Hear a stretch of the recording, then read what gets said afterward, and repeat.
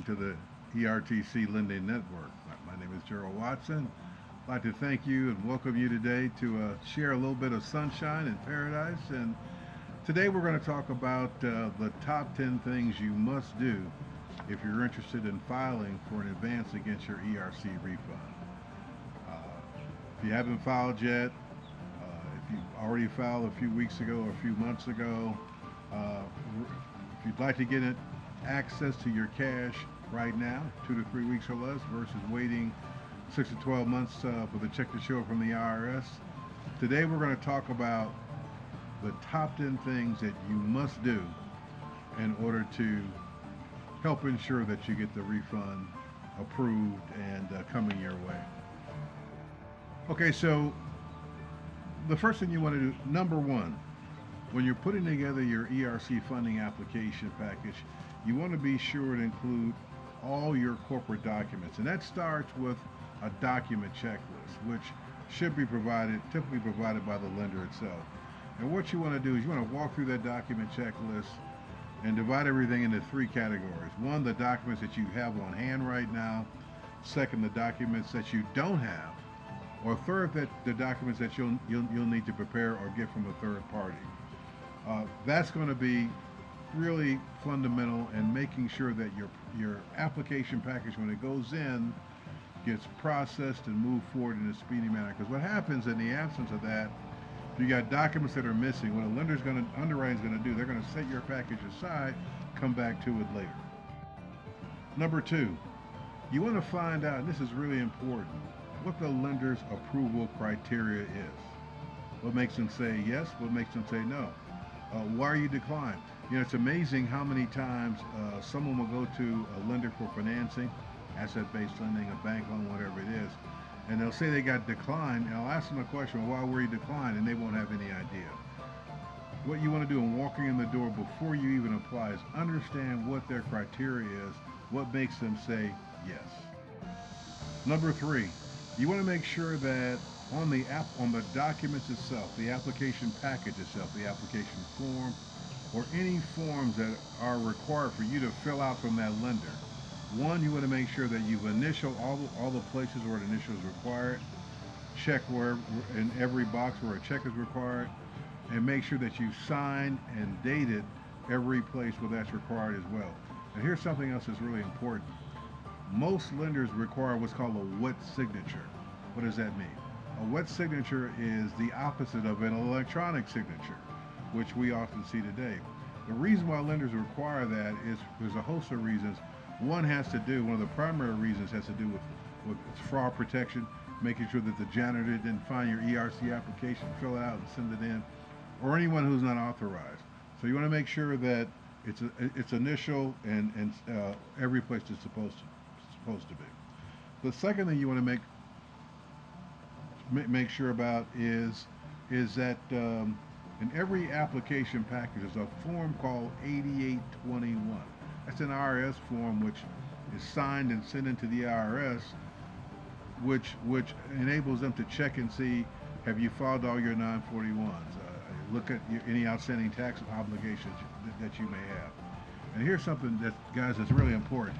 You want to make sure that the addresses on your application, the address on your 8821, and the address on your tax return all match up. You know, we had a client that just yesterday, in fact, they had three different addresses. Different address on the application, different address on the 941, and a different address on the 941X. As a result, couldn't push that any forward till we resolved the problem. And what happens when that happens is you're causing a major delay. And so make sure that you sign initial everywhere that you're supposed to, where it's required, and make sure that all the addresses reflecting the corporate business name are the same in every place where it's required. Number four, you want to submit your complete application package, all the documents, all at once. Let me say that one more time. You want to make sure that when you compile all the documents, the application, everything that's required, that you submit it all at once, versus sending a few documents today, a few documents tomorrow. And here's the reason for that. Underwriting, what they're going to do is going to at the end of the day, delay the processing of your package because it's coming in pieces. And given the fact that not only are they looking at your app package, they're looking at a stack of others just like you. The ones that are going to fly right through underwriting are those that are complete. Everything's there that's required and in the form they need to see it. Item number 5, proof of submission of your ERC refund package to the IRS. Typically what happens if you're using an outside accountant or a third-party firm to prepare your ERC refund package, they will normally have you sign what's called the 941X, and then they will submit that to the IRS. Many will receive what's called a proof of submission. That's typically a receipt from the post office showing where it's been sent in overnight mail, express mail, whatever the case may be. You want to make sure that you have a copy of that because particularly in cases where the package has been submitted in 6 weeks or less. Maybe you just filed it yesterday or 2 weeks ago. Because what happens is once it gets to the IRS, it'll take them a few weeks before it may actually show in the system. Proof of mailing gives a ERC financing lender the evidence that not only was the package prepared, but it was actually submitted to the IRS. Item number 6, pull your own personal credit. Now, here's the deal. A lender certainly, when it gets into underwriting, they will definitely pull credit so they can see where you're at. In fact, some of them even have minimum credit score requirements, typically in the range of around 600 or more. You want to know where you stand before you get to that point. You can pull your personal credit score reports from the 3 majors, in some cases at no cost or $1. There are services, in fact, where you can pull your reports for as little as $1. But you want to pull your reports, you want to see your scores, you want to see where you're at up front for 2 reasons. Number 1, you're going to ensure that your score is sufficient enough to meet that lender's minimum credit score requirement. But the other thing it's going to do, it's going to help you to identify up front items that may be on your credit report that you may not be aware of. That could be errors, maybe something from the past that got cleaned up and it's still showing up, etc., etc. So pull your personal credit. It'll save time and also help to expedite the process as well. Item number 7, identify and disclose potential approval issues. Let's face it, we just came out of COVID, right? A couple years ago. A lot of companies were impacted by that. Revenues were down, profits were down. It shook up industries all over the board. And so it's not uncommon for companies to, along with having declining revenues or being impacted by COVID, to have other financial impacts on the business from being unable to pay creditors, suppliers, existing loan payments, whatever the case may be.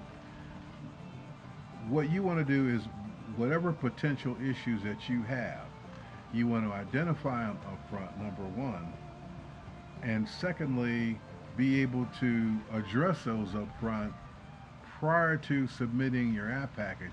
And this is where working with an experienced professional and arranging financing, especially for ERC, is so important. Because what they're going to be able to do, they're going to be able to look at those issues, number 1, and also identify potential solutions, at a minimum be able to frame them the right way with underwriting and that ERC lender before it gets submitted versus having you submit the package, it gets declined after the fact because of problem ABC. So identify potential issues up front before it gets submitted and address them up front as well. Item number 8. Know what the minimum ownership requirements are that need to be reflected on the application. What does that mean? What that means essentially is that every lender requires a minimum percentage of ownership to be reflected. In other words, some require 60%, some require 80%, some require anyone who owns 15% or more to be listed on that funding application. It varies per lender. What you want to know up front is, number 1, what that is. Okay, so you'll make sure that if you have multiple owners, that everyone's included on that application. Now, if you're 100% owner, not a problem.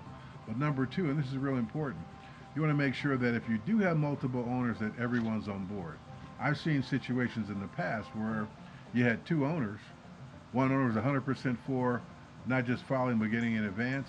Another one was totally against it. So you want to make sure that up front you know what the minimum ownership requirements are that need to be reflected on the application.